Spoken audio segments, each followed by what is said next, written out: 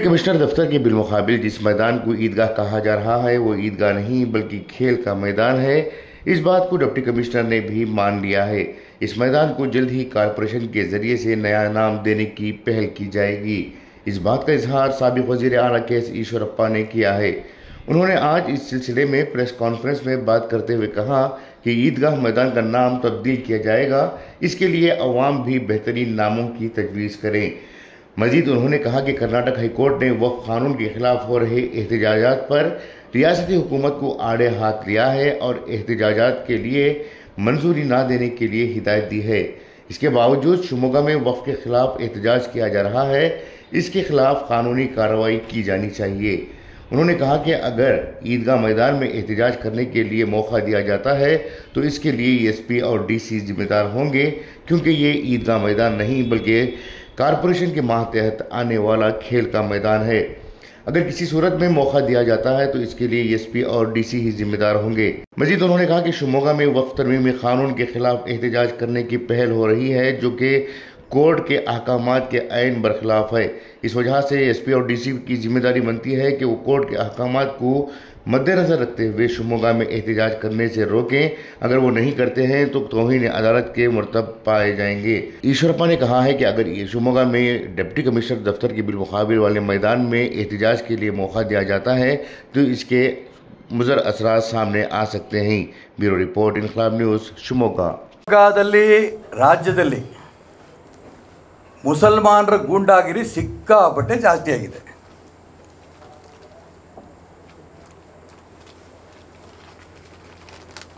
Budget ಸಿದ್ದರಾಮಯ್ಯನವ್ರು ಮಾಡಿದ ಮೇಲಂತೂ ಇದು ಮುಸಲ್ಮಾನರ ಸರ್ಕಾರವೇ ಅಂತ ಮುಸಲ್ಮಾನ್ ಗೂಂಡಾಗಳು ಅಂದ್ಕೊಂಡಿದ್ದಾರೆ. ಮುಸಲ್ಮಾನರೆಲ್ಲ ಅಂದ್ಕೊಂಡಿದ್ದಾರೆ, ನನ್ನ ಭಾವನೆ ಇಲ್ಲ, ಮುಸಲ್ಮಾನ್ ಗೂಂಡಾಗಳು ಅಂದ್ಕೊಂಡ್ಬಿಟ್ಟಿದ್ದಾರೆ. ಯಾಕೆಂದ್ರೆ ಅವ್ರ ಮದುವೆಗೆ ದುಡ್ಡು, ಅವ್ರ ಮದ್ರಸಾಗಳಿಗೆ ದುಡ್ಡು, ಅವ್ರಿಗೆ ಶಾದಿ ಬೇರೆ ಬೇರೆ ರಾಜ್ಯಕ್ಕೆ ದೇಶಕ್ಕೆ ಹೋಗ್ಬರೋಕ್ಕೆ ದುಡ್ಡು, ಅವ್ರ ಮನೆ ಕಟ್ಕೊಳಕ್ಕೆ ದುಡ್ಡು, ಎಲ್ಲದಕ್ಕೂ ದುಡ್ಡು. ಬಡ ಹಿಂದೂಗಳೇನು ಮಾಡಿದರು? ಇರಲಿ, ಇದರ ದುರುಪಯೋಗವನ್ನು ಮುಸಲ್ಮಾನ್ ಗೂಂಡಾಗಳು ಮಾಡಿಕೊಂಡು ಕೊಲೆಗಳಿಗೆ ಇಳಿದಿದ್ದಾರೆ. ಶಿವಮೊಗ್ಗದಲ್ಲಿ ಮೊನ್ನೆ ರಾತ್ರಿ ಟಿಪ್ಪು ನಗರದಲ್ಲಿ ಇರ್ಫಾನ್ ಅಲಿಯಾಸ್ ಗೌತಮ್ ಅನ್ನಂಥ ಒಬ್ಬ ರೌಡಿ ಶೀಟರ್, ಇದು ಸರ್ಕಾರವೇ ಅವನ ಮೇಲೆ FIR ಹಾಕಿರೋಂಥ ಸಂದರ್ಭದಲ್ಲಿ ಬರ್ದಿರೋ ಪದ. ರೌಡಿ ಶೀಟರ್ ಒರಿಜಿನಲ್ ಗನ್ನಿಂದ 3 ಶೂಟ್ ಮಾಡ್ದ ಅನ್ನೋದನ್ನು ಅಲ್ಲಿ ಸುತ್ತಮುತ್ತಲು ಇರೋರು ನಾವು ಪಟಾಕಿ ಅಂದ್ಕೊಂಡಿದ್ವಿ, 3 ಕಡೆ ಶಬ್ದ 3 ಬಾರಿ ಶಬ್ದ ಕೇಳಿಸ್ತು ಅಂದರು. ನಾನು ನಿನ್ನೆ ಬೆಳಿಗ್ಗೆ SP ಅವ್ರಿಗೆ ಮಾತಾಡಿದೆ.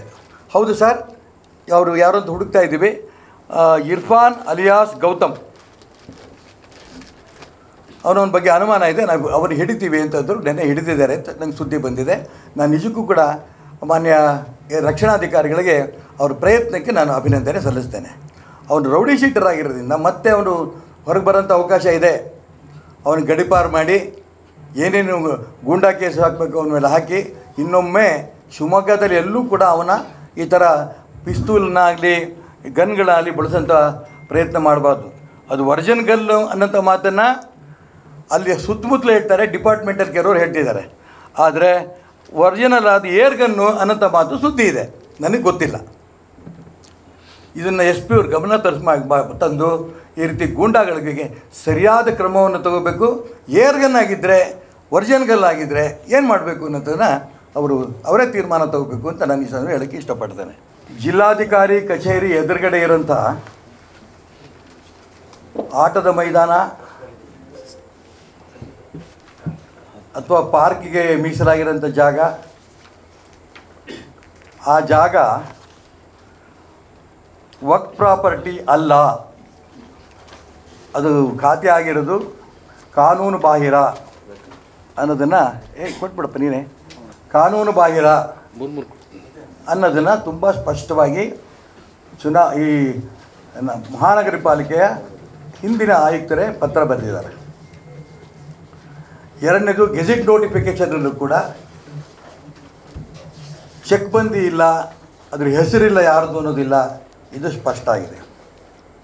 ಮೂರನೇದು ನಗರಾಭಿವೃದ್ಧಿ ಪ್ರಾಧಿಕಾರದ ಯೋಜನೆಯ ಅಧಿಕಾರಿಗಳಿಂದ ಏನು ಲೇಔಟ್ ಬಿಡುಗಡೆ ಮಾಡಿದ್ದಾರೆ ಅದು ಯಾವುದೇ ಕಾರಣಕ್ಕೂ ಕೂಡ ಆಟದ ಮೈದಾನ ಆಗಿರಬೇಕು ಅಥವಾ ಪ್ರಾರ್ಥನೆ ಈ ಥರ ಮಾಡೋದಕ್ಕೆ ಇರಬೇಕು ಅನ್ನೋದಿದೆ.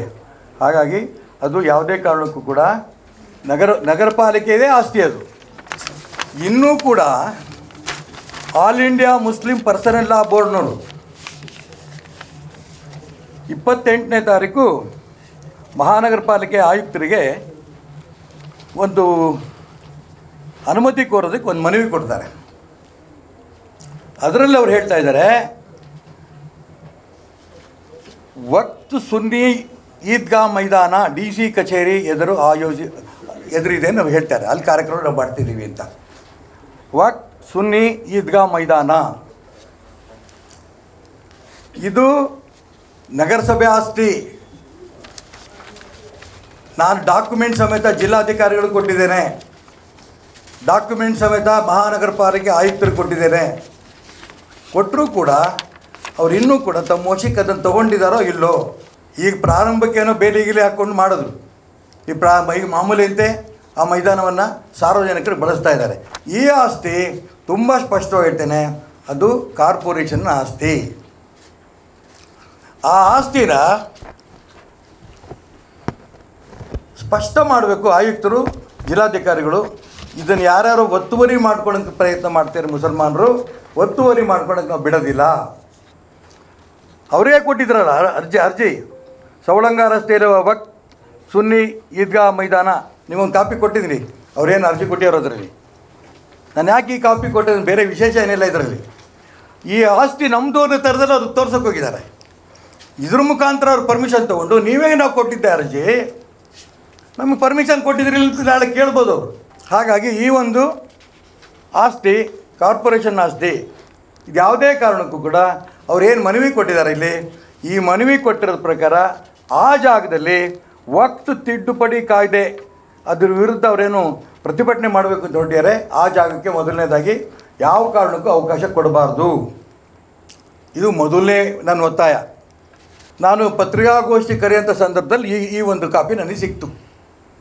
ಇದಾದ ನಂತರ ನಾನು ಕಾರ್ಪೊರೇಷನ್ ಕಮಿಷನರ್ಗೆ ಅವ್ರು ಪತ್ರ ಕೊಟ್ಟಿದ್ದಕ್ಕೋಸ್ಕರ ನಾನು ಅವರಿಗೆ ಕೇಳಿದೆ, ನಿಮಗೆ ಪತ್ರ ಬಂದಿದೆಯಾ, ಅನುಮತಿ ಕೊಟ್ಟಿದ್ದೀರಾ ಅಂತ ಕೇಳಿದಾಗ ಪತ್ರ ಬಂದಿದೆ, ಅನುಮತಿ ಕೊಟ್ಟಿಲ್ಲ ಇಷ್ಟು ಹೇಳಿದ್ರು. ಇನ್ನೇನು ಅವ್ರ ಹತ್ರ ಕೇಳೋಕ್ಕೆ ಹೋಗಲಿಲ್ಲ. ತಕ್ಷಣ ಅನುಮತಿ ಕೊಡುವುದನ್ನು ನಿಲ್ಲಿಸಿ ಕರ್ನಾಟಕ ಹೈಕೋರ್ಟ್ ಯಾವುದ್ರ ಬಗ್ಗೆ, ವಕ್ತ್ ತಿದ್ದುಪಡಿ ಮಸೂದೆ ವಿರೋಧಿ ಪ್ರತಿಭಟನೆಗಳಿಗೆ ಅನುಮತಿ ನೀಡಿದ ಕರ್ನಾಟಕ ಸರ್ಕಾರದ ನಡೆಯನ್ನು ತರಾಟೆಗೆ ತೆಗೆದುಕೊಂಡ ಕರ್ನಾಟಕ ಹೈಕೋರ್ಟ್. ನಿನ್ನೆ ಇತ್ತು ಕೋರ್ಟ್, ಮೊನ್ನೆ ರಜಾ ಇತ್ತು. ಇದೆಲ್ಲ ಪ್ರೊಸೀಡಿಂಗ್ಸ್ ಎಲ್ಲ ಆಗಿದೆ, ಆದೇಶ ಆಗಿದೆ. ಇವತ್ತು ಸಿಗತ್ತೆ ಮಧ್ಯಾಹ್ನ ಮೇಲೆ. ಅಂದರೆ ಈ ಆದೇಶದ ಪ್ರಕಾರ ಇನ್ನು ಪೂರ್ಣ ಸಿಕ್ಕಿಲ್ಲಲ್ಲ, ಇಡೀ ರಾಜ್ಯದಲ್ಲಿ ಯಾವುದೇ ಜಾಗದಲ್ಲಿ ವಕ್ತ್ ಮಸೂದೆ ವಿರೋಧಿ ತಿದ್ದುಪಡಿ ಮಾಡೋಂಗಿಲ್ಲ, ಪ್ರತಿಭಟನೆ ಮಾಡೋಂಗಿಲ್ಲ. ಈಗ SPDC ಅವ್ರಿಗೂ ಕೇಳಿದ್ರೆ ಏನು ಹೇಳ್ಬೋದು, ನಮ್ಮ ಕೈಲಿ ಇನ್ನೂ ಆದೇಶ ಬಂದಿಲ್ಲ, ಆ ಮೈದಾನಕ್ಕೆ ನಾವು ಅವಕಾಶ ಕೊಡೋದಿಲ್ಲ. ನೀವು ಹೇಳಿದ್ರಿ ಡಾಕ್ಯುಮೆಂಟ್ ಕೊಟ್ಟಿದ್ದೀರಿ ಆ ಮೈದಾನ ಕಾರ್ಪೊರೇಷನ್ದು ಅಂತ, ಹಾಗಾಗಿ ಆ ಮೈದಾನದಲ್ಲಿ ನಾವು ಅವ್ರ ಅವಕಾಶ ಕೊಡೋಲ್ಲ, ಬೇರೆ ಕಡೆ ಕೊಡ್ತೀವಿ.